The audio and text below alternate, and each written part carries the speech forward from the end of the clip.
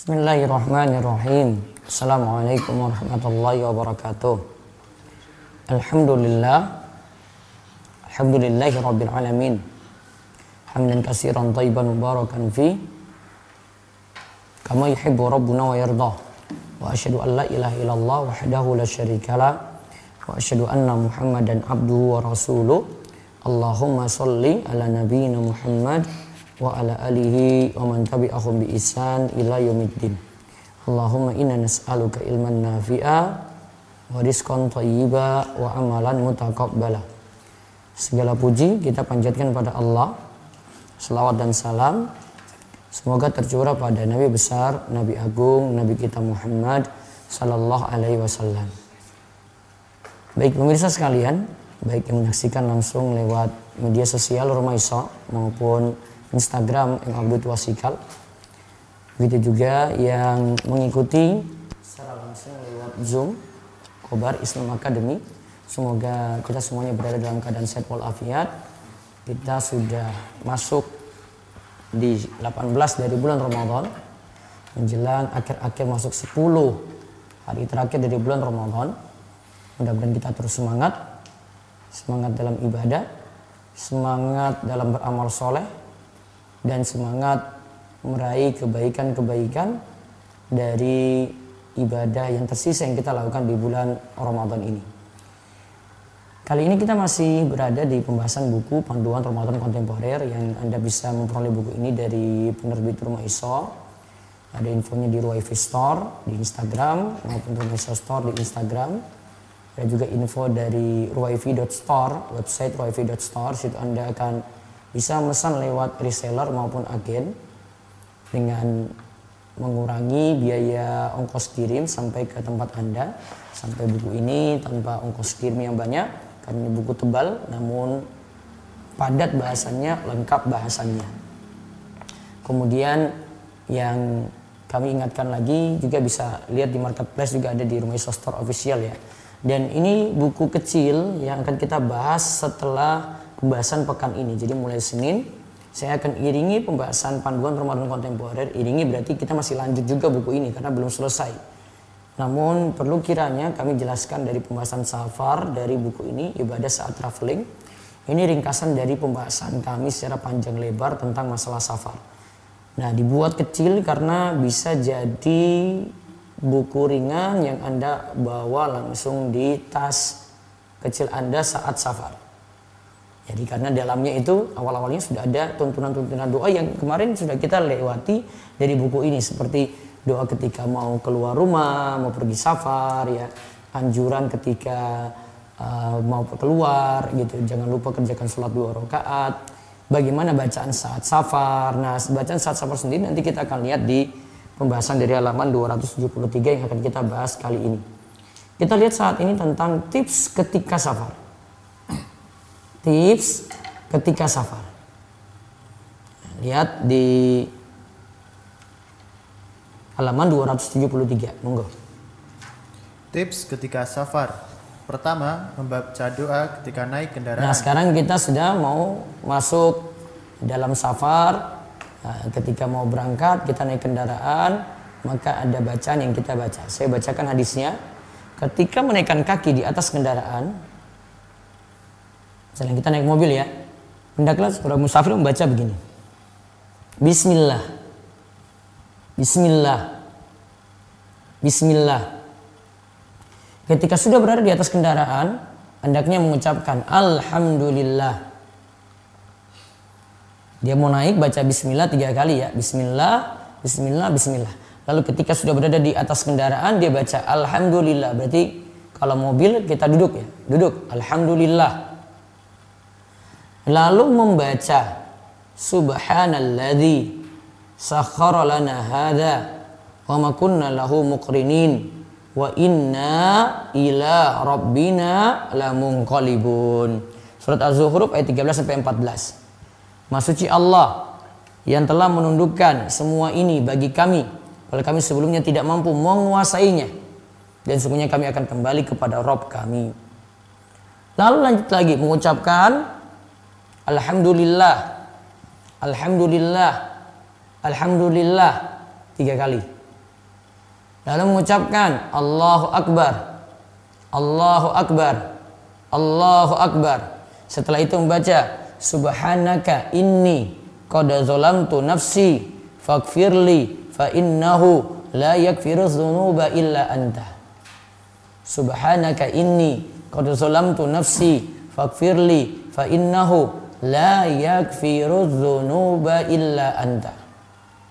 Artinya ya, kalau tadi surat As-Zukhruf ayat 13 sampai 14 saya tidak bacakan ya. Kalau yang ini, Maha suci Engkau, sesungguhnya aku telah menzolimi diriku sendiri, maka ampunilah aku karena tidak ada yang mengampuni dosa-dosa selain Engkau.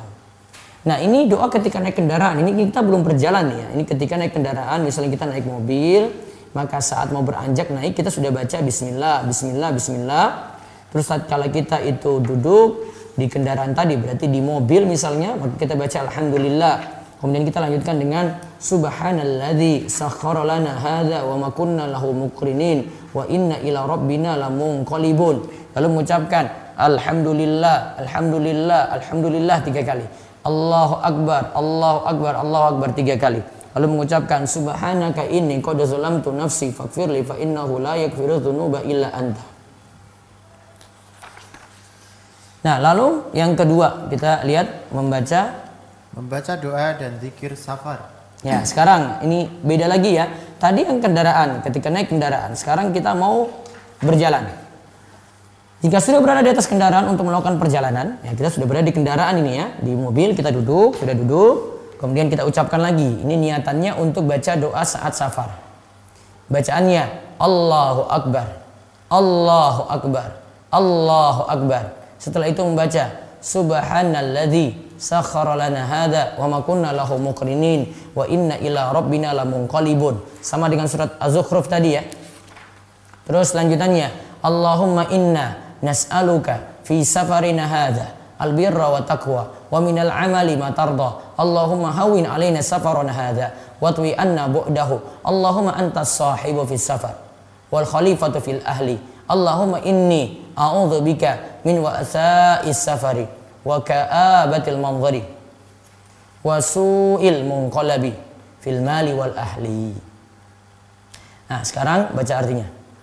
Artinya, Maha suci Allah yang telah menundukkan untuk kami kendaraan ini, padahal kami sebelumnya tidak mempunyai kemampuan untuk melakukannya, dan sesungguhnya hanya kepada Rabb kami akan kembali. Ya Allah, sesungguhnya kami memohon kepadamu kebaikan, takwa dan amal yang Engkau ridhoi dalam perjalanan kami ini. Ya Allah, mudahkanlah perjalanan kami ini, dekatkanlah bagi kami jarak yang jauh. Ya Allah, Engkau adalah rekan dalam perjalanan dan pengganti di tengah keluarga. Ya Allah, sesungguhnya aku berlindung kepadamu dari kesukaran perjalanan, tempat kembali yang menyedihkan, dan pemandangan yang buruk pada harta dan keluarga. Nah, lihat. Jadi ini ketika saat kita mau safar ya, artinya sudah mau perjalanan. Setelah di kendaraan kita baca ini Allahu Akbar, Allahu Akbar, Allahu Akbar, Subhanalladzi sakhkhara lana hadza wa kunna lahu muqrinin wa inna ila rabbina lamunqalibun. Allahumma inna nas'aluka fi safarina hadza albirra wa taqwa wa minal amali ma tarda. Allahumma hawwin alaina safarana hadza wa twi anna bu'dahu. Allahumma antas sahibu fis safar wal khalifatu fil ahli. Allahumma inni a'udzubika min wa'sa'is safari wa ka'abatil manzari wa su'il munqalabi fil mali wal ahli. Nah, itu dibaca dan Anda bisa baca walaupun lewat buku gitu ya. Kalau tidak hafal, nah buku ini kenapa dibuat kecil tadi ya? Biar, ini saya mau safar ya. Oh, ini ada doanya di sini. Nah, di sini sudah dibantu doa ketika naik kendaraan, doa saat safar ketika sudah berada di atas kendaraan, ada di sini. Nah, tinggal diamalkan saja. Nah, praktis untuk Anda bawa kemana-mana. Terus dalam perjalanan, hendaknya seorang musafir membaca zikir subhanallah ketika melewati jalan menurun, dan Allahu Akbar ketika melewati jalan mendaki. Nah, ketika melewati jalan menurun, jalannya turun, ya baca subhanallah. Ketika nanjak, ya baca Allahu Akbar. Saya ulang ya, ketika turun, baca subhanallah. Ketika menanjak, baca Allahu Akbar. Lalu dalam sebuah riwayat disebutkan karena Rasulullah sallallahu alaihi wasallam wa ashabuhu idza alau sanaya kabiru wa idza habitu sabbahu.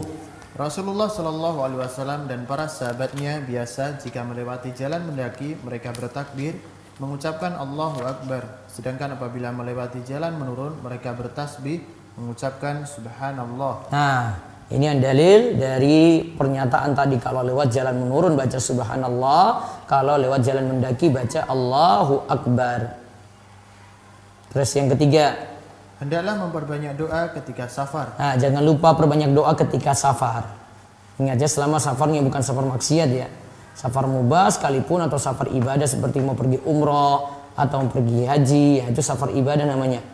Nah, maka jangan lupa untuk berdoa, karena doa orang yang bersafar itu adalah doa yang mustajab. Coba kita lihat hadisnya.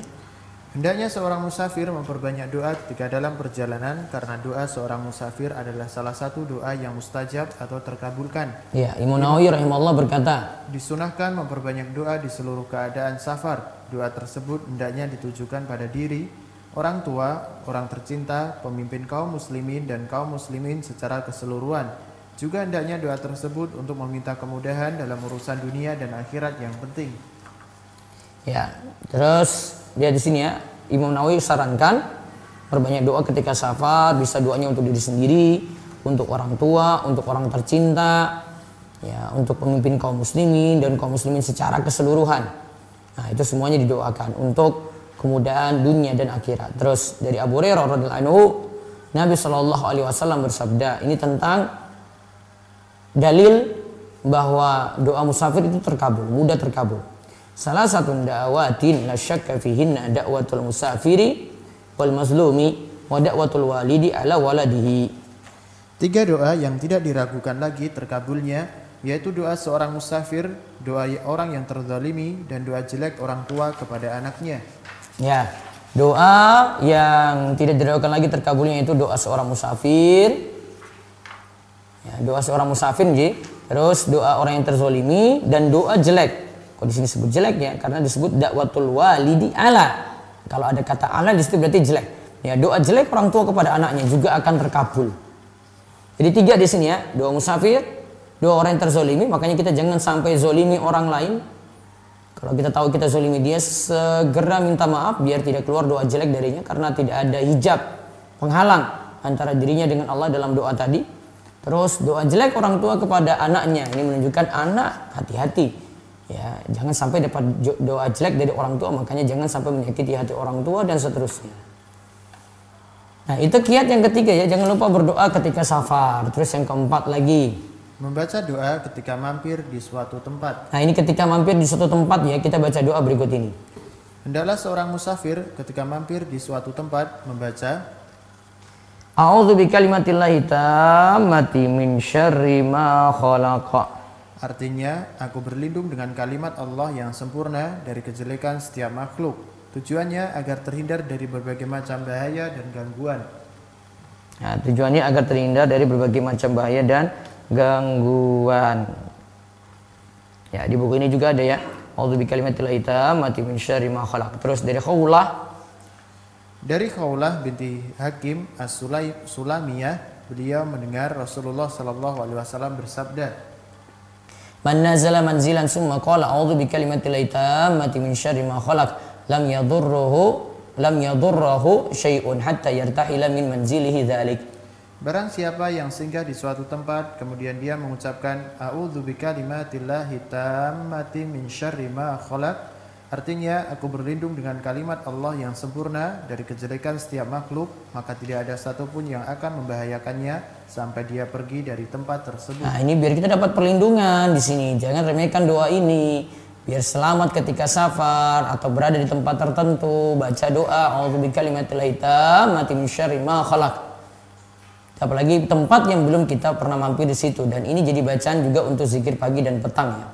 Terus yang kelima, ketika kendaraan tiba-tiba mogok atau rusak. Nah, ketika kendaraan itu tiba-tiba mogok atau rusak. Ya, terus. Jika kendaraan mogok, janganlah menjelek-jelekan syaitan, karena syaitan akan semakin besar kepala. Namun ucapkanlah basmalah, bacaan bismillah. Nah, jika kendaraan mogok, janganlah menjelek-jelekan syaitan. Jadi jangan syaitan dijelek-jelekan, karena syaitan akan semakin besar kepala. Namun ucapkanlah bismillah. Lihat dalilnya berikut ini. Dari Abu Mali, dari seseorang dia berkata, aku pernah diboncengi Nabi Shallallahu Alaihi Wasallam, lalu tunggangan yang kami naiki tergelincir. Kemudian aku pun mengatakan, celakalah syaitan. Namun Nabi Shallallahu Alaihi Wasallam menyanggah ucapanku tadi. La taqul ta'isha syaitanu fa innaka idza qulta dzalika ta'azama hatta yakuna mislal baiti wa yakulu bi quwwati walakin qul bismillah fa innaka idza qulta dzalika tasaghara hatta yakuna mislal dzubab. Janganlah engkau ucapkanlah celakalah syaitan, karena jika engkau mengucapkan demikian setan akan semakin besar seperti rumah. Lalu setan pun dengan sombongnya mengatakan, itu semua terjadi karena kekuatanku. Akan tetapi yang tepat ucapkanlah bismillah. Jika engkau mengatakan seperti ini, setan akan semakin kecil sampai-sampai dia akan seperti lalat. Nah, kalau kita jelek-jelekan setan, celakalah setan. Kita katakan misalnya dasar setan gitu ya. Maka setan itu akan semakin sombong karena dia mengatakan itu semua terjadi. Oh, itu karena aku tuh. Nah, sombong dia. Namun ketika kita ucapkan bismillah, setan itu makin mengecil bahkan sampai seperti lalat.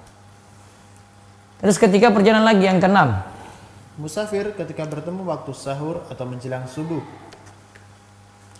Nabi SAW ketika bersafar dan bertemu dengan waktu sahur, ya kita safarnya malam ya, bertemu waktu sahur, beliau mengucapkan samma'a sami'um bihamdillahi wa husni balaihi alaina rabbana sahibna wa afdil alaina aidan billahi minan nar. Artinya, semoga ada yang memperdengarkan pujian kami kepada Allah atas nikmat dan cobaannya yang baik bagi kami. Wahai Rabb kami, peliharalah kami dan berilah karunia kepada kami dengan berlindung kepada Allah dari api neraka. Nah, ini dibaca ketika musafir itu bertemu dengan waktu sahur. Nabi praktekkan seperti itu. Terus yang ketujuh, berdoa ketika masuk suatu perkampungan. Nah, masuk suatu perkampungan. Kalau tadi itu mampir di suatu tempat ya. Kali ini masuk di suatu perkampungan. Ketika Nabi Shallallahu Alaihi Wasallam melihat perkampungan yang beliau ingin masukinya, beliau mengucapkan, Allahumma rabbas samawati sab'i wa ma azlalna, wa rabbal ardina wa ma aqlalna, wa rabbas syayatina wa ma adlalna, wa rabbar riyahi wa ma dharayna, fa inna nas'aluka khaira hadhil qaryati wa khaira ahliha wa na'udzu bika min syarriha wa syarri ahliha wa syarri ma fiha. Artinya, ya Allah, Zat yang menguasai 7 langit dan segala sesuatu yang ternaungi di bawahnya, Zat yang menguasai 7 bumi dan segala sesuatu yang berada di atasnya, Zat yang menguasai setan-setan dan segala sesuatu yang mereka sesatkan, Zat yang menguasai angin dan segala sesuatu yang diterbangkan olehnya. Kami memohon kepadamu kebaikan yang terdapat pada desa ini, kebaikan yang terdapat pada penduduknya, dan segala sesuatu yang ada di dalamnya. Aku berlindung pula dari keburukan yang terdapat pada desa ini, keburukan penduduknya, dan keburukan segala sesuatu yang terdapat di dalamnya. Ya, ini bacaan ketika mampir suatu perkampungan. Nanti tinggal dibaca. Ini juga ada di buku ini, di bagian ini ya, amalan ketika perjalanan.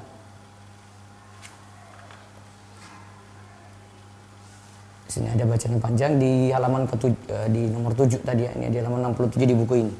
Jadi lebih ringan nanti kalau baca buku ini lagi. Terus yang ke-8, suka menolong teman selama di perjalanan. Jadi kemarin kan kita bahas safar itu baiknya dengan rombongan. 1 itu masih masalah, 2 masih masalah. Nah kalau bisa 3 gitu, 3 ke atas. Nah itu namanya rombongan safar. Terus ke-8, musafir selayaknya suka menolong teman seperjalanannya dengan jiwa, harta, dan kedudukan sosial yang dimiliki, terutama terhadap teman yang lemah, suka membantu dengan kelebihan harta yang dimiliki dan hal-hal lain yang dibutuhkan. Ya, suka membantu dengan kelebihan harta yang dimiliki dan hal lain yang dibutuhkan. Terus dari Abu Sa'id Al-Khudri radhiyallahu anhu, ia berkata bahwa ketika mereka berada dalam perjalanan, tiba-tiba datang seorang pria menunggang di atas unta miliknya yang mulai menoleh ke kanan dan ke kiri mencari sesuatu yang dapat mengganjal perutnya. Rasulullah Shallallahu Alaihi Wasallam lantas bersabda, "Man kana ma'ahu fadlu dhaharin falya'ud bihi ala man la dhahra lahu, wa man kana lahu fadlun min zadin falya'ud bihi ala man la zada lahu." Barang siapa yang mempunyai kelebihan kendaraan, maka hendaklah ia berikan kepada yang tidak mempunyai kendaraan. Dan barang siapa yang mempunyai kelebihan bekal, maka hendaklah ia berikan kepada yang tidak mempunyai bekal. Kemudian Rasulullah Shallallahu Alaihi Wasallam menyebutkan beberapa jenis harta yang lain, sehingga kami mengira bahwa kami tidak berhak atas kelebihan harta yang kami miliki. Baik, ini suruh bantu orang yang punya kelebihan kendaraan tadi, tunggangan nyawa, overload, suruh bantu. Dan barang siapa mempunyai kelebihan bekal, maka hendaklah ia berikan kepada yang tidak mempunyai bekal. Bantu lagi yang susah berarti. Ya, barang siapa mempunyai kelebihan kendaraan, oh ini bukan overload tadi ya, maksudnya tumpangannya masih ada, ya tumpangannya masih ada, ya hendaklah ia berikan kepada yang tidak mempunyai tumpangan tadi. Dia mau naik, aduh nggak ada kendaraan, dia mau pergi tidak ada kendaraan. Nah, ada yang punya tumpangan masih bisa muat, ya dibantu temannya ini. Atau ada lihat temannya itu dia punya kelebihan bekal, dia lihat temannya itu kurang maka dia bantu di situ. Nah, kemudian Rasulullah SAW menyebutkan beberapa jenis harta yang lain sehingga kami mengira bahwa kami tidak berhak atas kelebihan harta yang kami itu miliki. Terus dari Jabir. Dari Jabir radhiyallahu anhu ia berkata bahwa Rasulullah Shallallahu Alaihi Wasallam ketika akan berangkat perang beliau memberikan nasihat. Beliau memberikan nasihat, ya masyarul muhajirin wal ansar inna min ikhwanikum qauman laisa lahum malun wala ashiratun falyadum ahadukum ilaihi ar-rajulaini aw salasa fama li ahadina min dhahri yahmiluhu illa uqbatun ka uqbati ya'ni ahadihim fadamamtu ilayya isnaini aw salasa qal mali illa uqbatun ka uqbati ahadihim min jamali. Wahai kaum muhajirin dan ansor, sesungguhnya di antara saudara kalian ada orang-orang yang tidak memiliki harta dan keluarga. Maka hendaklah salah seorang di antara kalian mengambil 2 atau 3 orang untuk bergabung. Maka tidaklah salah seorang di antara kita dari binatang tunggangan yang membawanya, kecuali saling bergantian menaikinya. Yaitu salah seorang dari mereka yang bergabung di satu kendaraan. Jabir berkata, maka aku mengambil 2 atau 3 orang bergabung bersamaku. Aku saling bergantian dengan salah seorang dari mereka menaiki untaku. Ya, terus menaiki untaku. Ya, di sini ini bentuk para sahabat saling membantu ya. Ini bentuk yang lainnya lagi. Di sini mereka saling membantu. Ada cerita lagi ketika perang Tabuk di bawahnya. Di antara bukti bagaimana para sahabat saling tolong menolong di perjalanan adalah dalam perang Tabuk. Perang tersebut terjadi tahun 9 Hijriah pada bulan Rajab. Pada perang Tabuk, Rasulullah Shallallahu Alaihi Wasallam membawa 30.000 pasukan, namun unta yang ada berjumlah sedikit, sehingga satu unta jadinya dinaiki oleh 18 orang secara bergantian. Dan kala perjalanan, satu unta dinaiki oleh 18 orang secara bergantian. Coba lihat itu, saling bantunya kayak begitu. Ini pada perang Tabuk ya. Pada tahun 9 Hijriah di sini. Rasulullah SAW membawa 30.000 pasukan. Coba bayangkan cuma ada unta itu beberapa saja. Untanya itu berjumlah sedikit, 18 orang itu gantian naik unta tadi. Terus. Dan kala perjalanan menuju Tabuk yang sangat jauh dari kota Madinah, makanan juga habis. Sampai unta satu demi satu disembelih. Ya, untanya itu malah satu demi satu disembelih. Terus. Lihatlah bagaimana kerjasama dan bentuk saling tolong menolong mereka ketika susah. Ya, terus dari Jabir pula beliau menyatakan karena Rasulullah Shallallahu Alaihi Wasallam yatakhallafu fil masir fayuzji ad-dha'ifa wa yurdifu wa yad'u lahum. Rasulullah Shallallahu Alaihi Wasallam biasa berada di belakang rombongan ketika dalam perjalanan guna membantu, memboncengkan dan mendoakan yang lemah. Di sini Rasulullah SAW itu sengaja berada di belakang untuk membantu yang lemah, atau mungkin ada yang diboncengkan ketika itu. Baik, yang bahasan selanjutnya yang ke-9, ke-10 serta tips kembali dari safar, insyaallah kita bahas di pertemuan selanjutnya besok pagi, Sabtu pagi bismillah. Baik, jika ada pertanyaan kami beri waktu 20 menit, monggo dari chat dulu jika ada.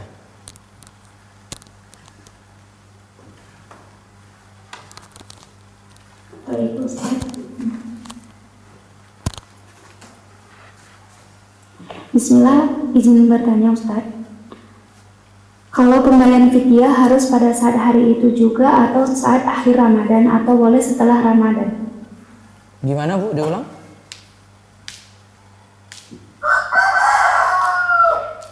Bismillah, izin bertanya Ustadz, kalau pembayaran fidyah harus pada saat hari itu juga atau saat akhir Ramadan? Bisa dua cara, bisa ditunda sampai akhir Ramadan, ya bisa ditunda hingga akhir Ramadan ya, atau bisa juga setiap kali tidak puasa langsung sorenya bayar. Bisa dengan dua cara itu. Baik, ada lagi silakan. Bismillah, Assalamualaikum Ustaz.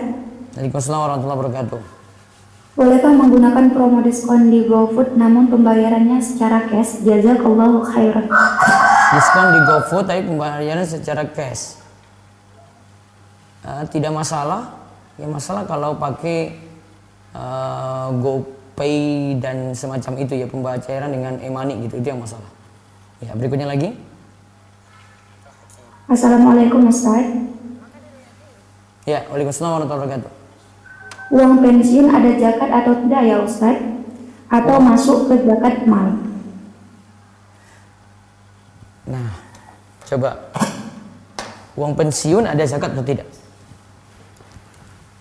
Kamera saya. Kalau saya malah bukan masukin uang pensiunnya. Uang pensiun ini bukan jadi patokan, tapi selalu saya ingatkan simpanan. Ya. Simpanan nanti. Misalnya dari sebelum pensiun dia sudah punya simpanan. Simpanannya ini sudah nisab.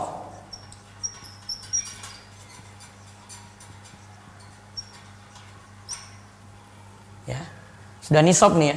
Terus uang pensiun masuk nih. Di bulan dia biasanya bayar zakat.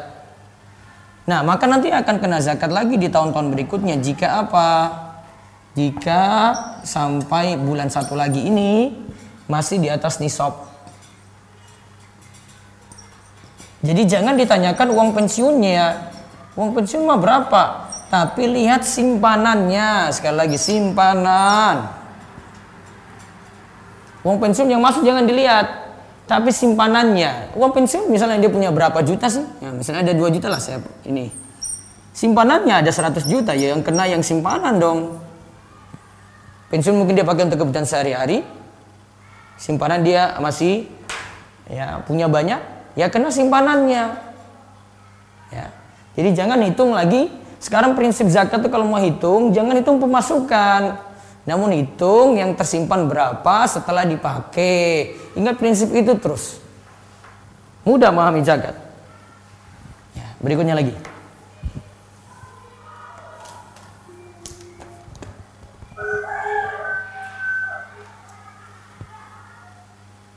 Bismillah, semoga Ustadz beserta keluarga senantiasa dalam lindungan dan limpahan rahmat Allah Subhanahu wa Ta'ala.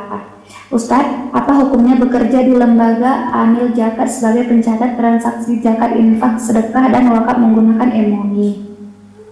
Dan jika haram harus diapakan gajinya jika sudah terlanjur bekerja di sana, Ustadz? Mohon pencerahannya. Itu kerjanya di mana? Di e-money, Ustadz. Saya kurang sarankan ya. Karena transaksinya kita tidak bisa hindari. Kalau tidak bisa hindari yang ribanya ya jadi masalah gitu ya. Kalau si pengguna sih dia masih bisa hindari. Saya nggak mau pakai e-money, saya mau pakai bayar lewat transfer beda gitu ya. Baik, berikutnya lagi. Mau tanya Ustadz, orang tua yang sudah tidak bisa puasa tapi punya penghasilan atau pensiun PNS, maka siapakah yang bayar fidyahnya? Sebisa mungkin dia dulu tidak beralih ke anak. Afan Ustadz mau bertanya, suami dapat uang asuransi dari tempat kerjanya tiap bulan, apakah boleh digunakan untuk keperluan sehari-hari Ustadz? Apakah boleh digunakan untuk keperluan sehari-hari? Ya, sebelumnya apa kalimatnya, Bu? Suami dapat uang asuransi dari tempat kerjanya tiap bulan, Ustaz. Baiknya tidak dimanfaatin, lebih warok seperti itu. Ya, berikutnya lagi. Kalau uang pensiunnya langsung besar 150 juta, Ustaz, bagaimana tidak ada tiap bulan? Nah, itu besar ya, berapa? 150 juta ya. Cek lagi simpanannya ya. Taruhlah dia nggak punya simpanan. Tapi pas masuk itu langsung nisab ya. Ini nisab. masuk nisab, maka belum zakat di sini. Taruh dia nggak punya simpanan ya, maka sudah masuk ini nisab. Tapi ini mesti nunggu 1 tahun. 150 juta ini terpakai masih di atas nisab perak nggak, seperti kita bahas kemarin 6,5 juta. Jika sampai akhir sini masih di atas itu, berarti kena zakat walaupun nanti ini berkurang dari 150 juta. Ya, baik, bisa ke Raisen.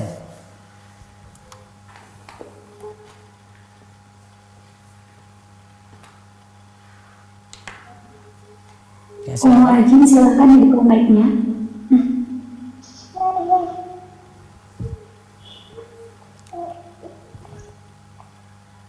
Ajin, silakan dibuka mic-nya.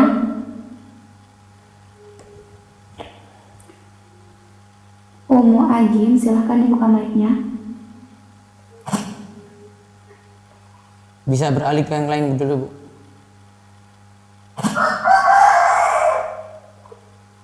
Salmaha, silahkan dibuka mic-nya. Assalamualaikum warahmatullahi wabarakatuh, Ustaz. Ya, waalaikumsalam warahmatullahi wabarakatuh. Saya mau nanya, kebetulan salah satu orang di keluarga saya ada penghasilannya bisa dibilang dari sumber yang goror mendekati riba. Nah, ini udah dikonsumsi bertahun-tahun. Apakah itu nanti menjadi penghalang seseorang untuk mendapatkan hidayah dari Allah, dan kalau misalnya sudah seperti itu harusnya seperti apa solusinya? Terima kasih. Dulu gorornya kenapa? Kerja apa? Jadi kerjanya seperti di kapal, terus kayak ada sisa minyak diambil, dijual kembali, dan uangnya diambil tidak dikembalikan ke kantor. Nggak boleh itu. Terus? Itu udah dilakukan bertahun-tahun. Akan ini menjadi sebuah riba ya? Kan itu bisa menghalangi uang haram. Itu uang haram, bukan masalah riba, bukan masalah gorornya. Uang haram itu. Uang haram itu udah dilakukan bertahun-tahun. Nah, kira-kira ini menutup seseorang untuk mendapatkan hidayah kah, Ustaz? Dan kalau memang seperti itu, solusinya bagaimana? Solusinya dia tidak makan harta itu lagi. Kalau tidak. Dan kalau misalnya orangnya masih awam nih Pak Ustadz, terus kayak saya sudah mencoba memberitahu tapi justru saya dimarahin, kira-kira baiknya gimana ya? Cukup nasihati 1 kali, kalau dia memang nggak mau ya sudah, berarti memang belum punya keinginan untuk dapat hidayah gitu. Ya sudah, biarin aja. Terus Ustadz, kalau misalnya saya mampir ke rumahnya dia, terus makan dari makanan di rumahnya dia, kira-kira apakah saya berdampak juga ya? Tidak semua yang dia punya mungkin haram ya, jadi asalnya tidak hukumi semuanya haram ya, siapa tahu dari pekerjaan yang lain juga yang dia punya.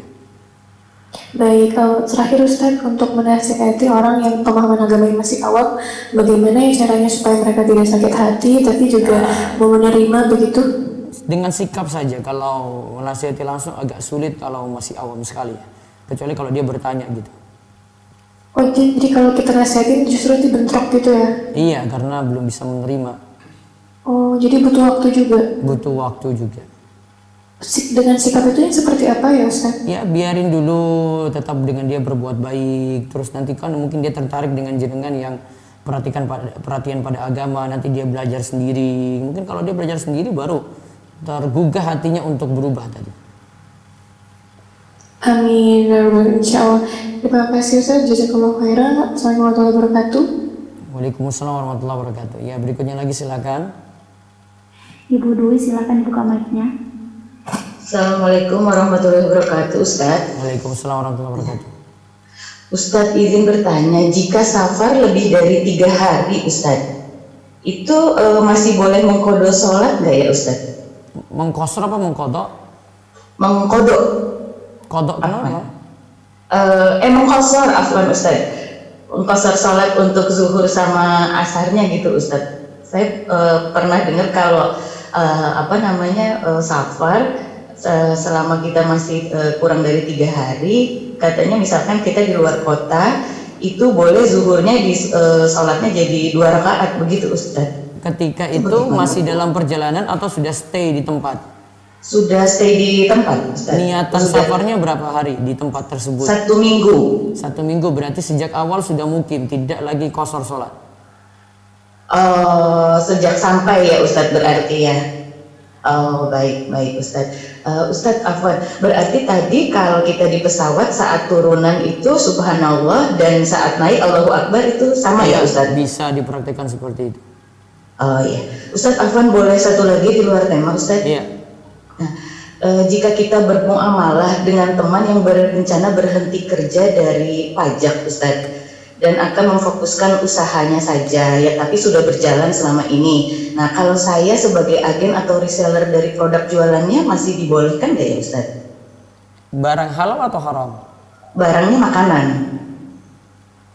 Makanan ya? Halal ya. Halal. Ya, boleh. Halal. Boleh. Oh masih boleh. Baik Ustadz. Syukran Ustadz. Jazakallah khairan. Baik, aku. Berikutnya lagi silakan. Bapak Panji, silahkan dibuka mic-nya. Assalamualaikum Ustaz. Waalaikumsalam warahmatullahi wabarakatuh. Izin bertanya Ustaz. Ya. Bagaimana jika lupa membaca doa naik kendaraan Ustaz? Apakah boleh membacanya di pertengahan perjalanan Bisa. Ustaz? Bisa seperti itu. Kalau lupa. Ustaz, yang kedua, bolehkah membayar fidyah di luar Ramadan Ustaz? Membayar Karena fidyah di luar Ramadan. Karena tahun-tahun lalu fidyah kan tidak masa- mesti di bulan Ramadan. Fidyah tidak mesti di bulan Ramadan. Kalau misalnya bayar fidyah plus kodok puasa itu apakah perlu harus satu hari itu? Tidak, beda. Bisa beda. Bagaimana, Fidyah Ustaz? sendiri, nanti harinya sendiri, kodok sendiri boleh. Ustaz? Fidyah tidak Bisa- mesti di bulan Ramadan, tidak ada dalil khusus seperti itu ya. Karena Allah cuma katakan walladzina yutiquna fidyatun ta'amu miskin, bagi yang berat jalani puasa hendaklah tunaikan fidyah. Kapan fidyahnya? Terserah. Yang penting tidak sebelum Ramadan, yang penting tidak sebelum puasa. Baik, Ustaz. Boleh satu lagi Ustaz? Iya.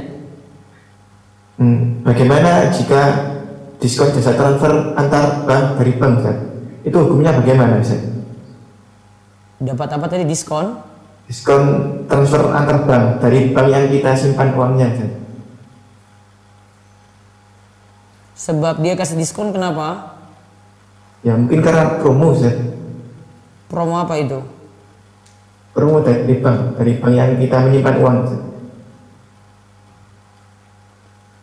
Promo karena momen tertentu atau promo karena ada saldo di situ? Ya karena momen Ustaz, momen. Momen apa? Belum ya kayak ulang tahunnya bank gitu Ustaz. Misalnya kayak ulang tahunnya bank gitu. Masih boleh dimanfaatin. Nggak termasuk itu Ustaz ya? Ya. Baik Ustaz, syukur Ustaz. Jazakumullahu khairan. Waalaikumsalam. Berikutnya lagi. Ibu Sri Nur Maria, silahkan dibuka mic-nya. Ya, Assalamualaikum Ustaz. Waalaikumsalam warahmatullahi wabarakatuh.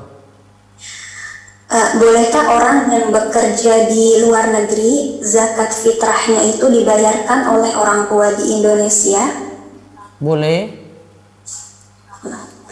Satu lagi Ustaz, Ya. sebelum menjelang haid kebiasaan lendir warna kekuning merahan dan serat-serat tipis warna merah itu keluar, bahwasanya sudah tahu mau haid, tapi lendir itu keluar hanya sekali waktu saja. Jadi dalam 1 hari, terkadang 2 hari itu tuh kering Ustaz. Yang jadi pertanyaan saya, dalam kurun waktu 2 hari itu tidak boleh sholat ya Ustaz, karena sudah dihukumi haid, walaupun 2 hari itu tidak keluar apapun. Setelah keluar, terus berapa jam lagi baru keluar darah haid? Dalam kurun dua hari, bahkan 1 hari, bahkan 2 hari gitu. Baiknya kalau ada saja, apa tadi, lendir ya?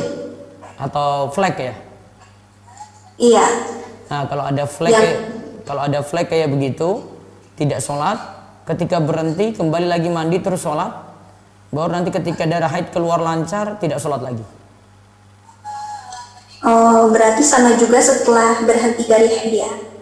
Itu sama 2 hari itu kering, tetapi setelah 2 hari kering itu keluar lagi fleknya gitu, menandakan bahwasanya itu terakhir. Baiknya seperti itu. Oh, nah, jadi mandi lagi, kemudian setelah keluar mandi lagi ya Ustaz? Iya. Oh, nah, baik, terima kasih. Iya. Allah yubarik fiik. Ya, berikutnya lagi silakan. Ibu Halimah, silahkan dibuka mic-nya.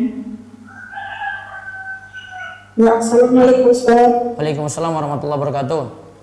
Izin bertanya di luar tema, Ustaz. Ya, silakan. Ya, yang kemarin saya beli HP, Ustaz. Kemudian dapat dapat cashback. Iya. Dimasukin itu masukin ke Imani gitu, di Apli, Ustaz. Iya. Di Kapli. 5.000 gitu ya, 5.000 yen. Kemudian saya gunakan sampai tersisa 50 yen. Iya.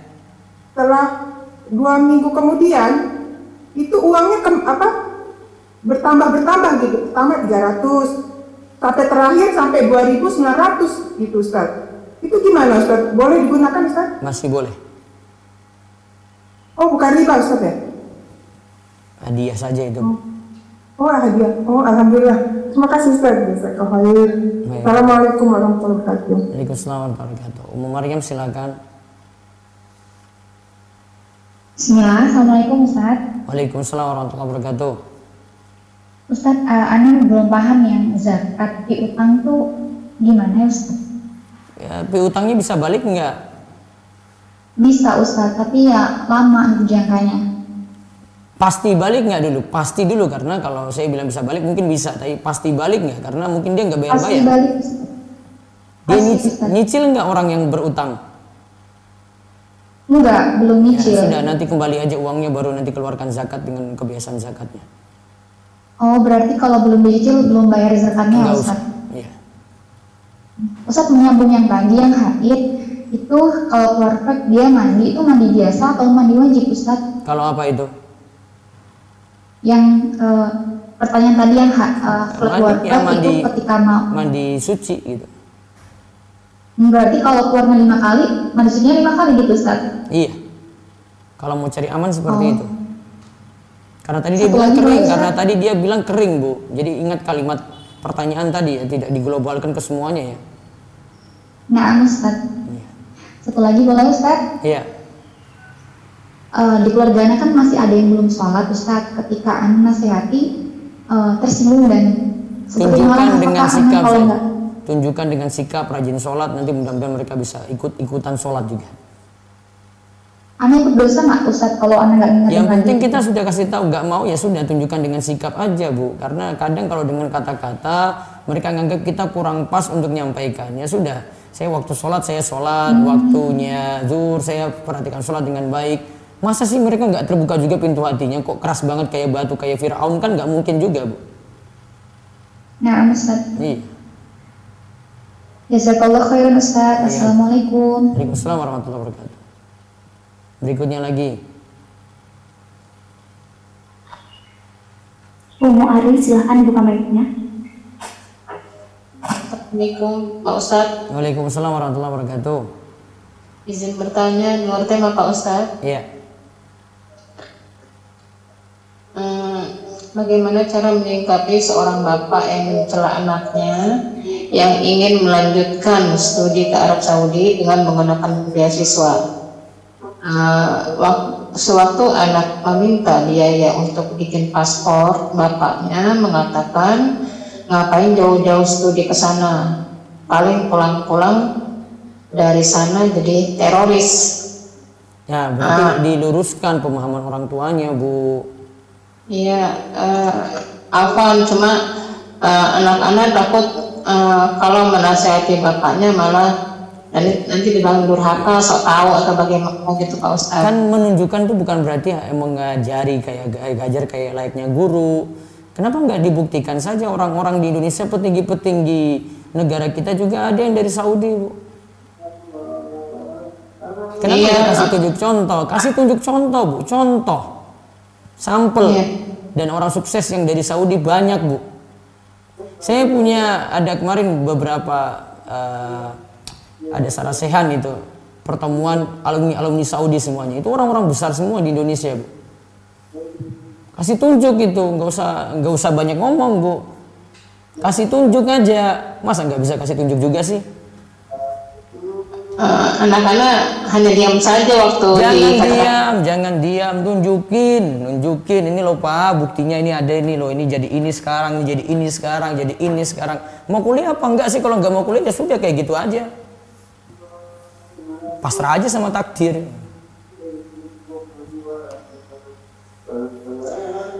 Ya, jadi anak-anak harus bagaimana ya Pak Ustadz? Ya tunjukin contoh-contoh orang yang dari Saudi lulusan sana jadi orang-orang penting di Indonesia. Masa nggak bisa juga Bu? Ya, banyak banget loh Bu. Saya nggak mau tunjukkan seperti ini. Sudah terlalu banyak Bu orang lulusan Saudi itu. Masalahnya bapaknya terlalu ini banget Pak Ustadz, maksudnya terlalu banyak, keras hatinya ya. Untuk diberi nasihat pun udah kayak mental gitu Ustadz. Bu, apalagi anak harus husnuzon suami, insya Allah tidak kayak Fir'aun Bu. Tapi anak sudah berpisah dengan suami Pak Ustadz. Ya beritahu baik-baik insya Allah. Oh gitu ya Ustadz. Nah Pak Ustadz, syukuran pencerahan Pak Ustadz. Jazakallah khairan, barakallahu fiik. Waalaikumsalam. Berikutnya lagi silakan. Ibu Syifah Hana, silahkan dibuka mic-nya. Assalamualaikum Ustaz. Waalaikumsalam warahmatullahi wabarakatuh. Ustaz mau nanya, bagaimana sikap kita terhadap Al-Quran yang udah lama gitu Ustaz, terus agak sompel-sompel, koyak-koyak, itu diapain ya Ustaz ya sebaiknya? Masih bisa disatukan lagi enggak? Bisa sih Ustaz, cuma itu kayak tulisannya lebar terus agak susah dibaca, Quran-Quran lama gitu Ustaz. Ada dua pilihan, berarti bisa disatukan ya, berarti disimpan. Kalau tidak bisa lagi dan tidak dipakai lagi bisa dibakar. Oh boleh dibakar ya Ustaz? Iya, daripada dibuang nggak boleh.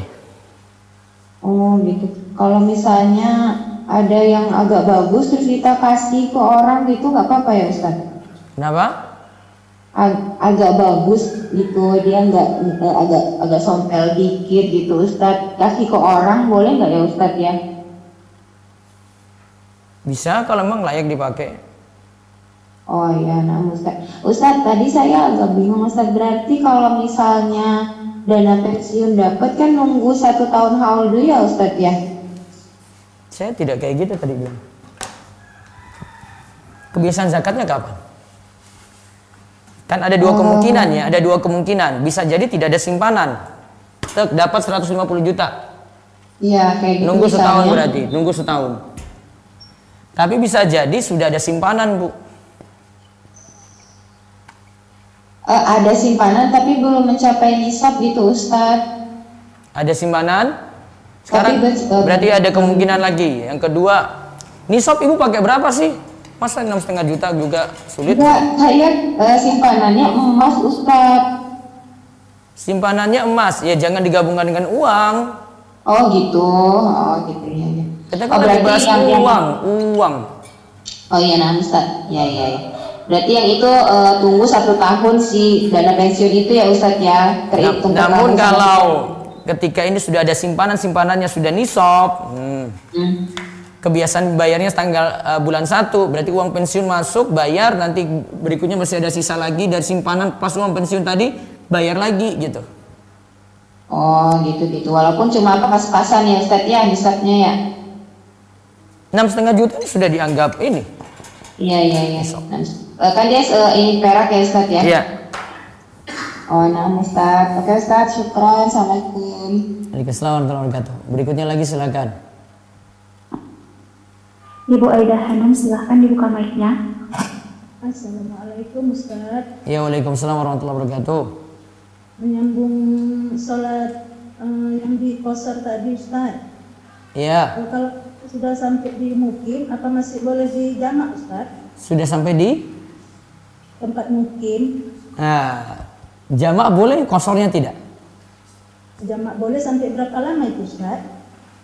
Jadi misalnya gini ya, saya dari Jogja sini ke Surabaya, saya balik lagi Jogja. Saya belum sholat zuhur, namun sekarang sudah masuk sholat asar. Maka saya jamak tadi zuhur dan asar. Tapi tidak qasar lagi, Bu. Iya Ustaz. Paham, berarti jamak masih boleh, walaupun kita qasarnya tetap di satu tempat, walaupun berapa lama sampai berapa lama itu Ustaz? Nanti tergantung niatan mukimnya berapa lama. Nanti saya akan jelaskan ini, Bu. Dijelaskan dalam buku ini. Iya. Oke, satu lagi Ustaz. Iya. Menyambung pertanyaan saya yang kemarin mengenai zakat itu Ustaz. Zakat uang itu kan Ustaz setelah nisabnya sampai harga perak ya Ustaz. Iya.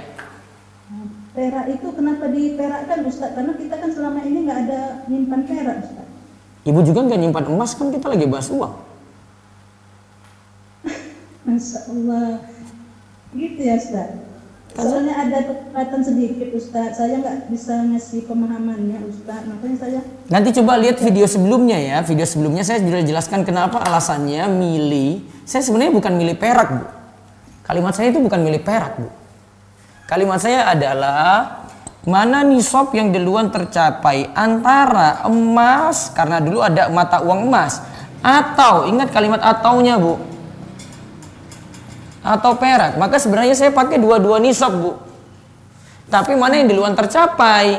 Ternyata perak masih rendah, 6,5 juta kalau nisabnya. Emas itu 72 juta. Kalimat saya masih pakai atau, Bu. Saya nggak suruh milih emas, nggak suruh milih perak, tapi saya bilang atau. Berarti dua-duanya dipakai. Tapi kan kita lihat mana tercapai terlebih dahulu. itu afdolnya apa memang wajibnya ya Ustaz? Wajibnya kalau bahas nisab, Bu. Oh, wajib ya Ustaz. Berarti wajib perak itu ya Ustaz. Kalau udah sampai nisabnya. Kalau sudah sampai nisab perak, maka wajib keluarkan zakat gitu. Masya Allah, Masya Allah. Iya. Ustaz, boleh satu lagi Ustaz? Iya. Saya kan banyak di lingkungan saya Nasrani itu ya Ustaz. Teman-teman kerja ada Nasrani itu Ustaz. Kalau kita berbicara kepada mereka itu, kalau kita memakai alhamdulillah, Masya Allah, Insya Allah itu boleh nggak Ustaz? Boleh-boleh saja, kan prinsip Ibu, nggak usah khawatir dengan mereka. Oh, Masya Allah, Masya Allah. Iya.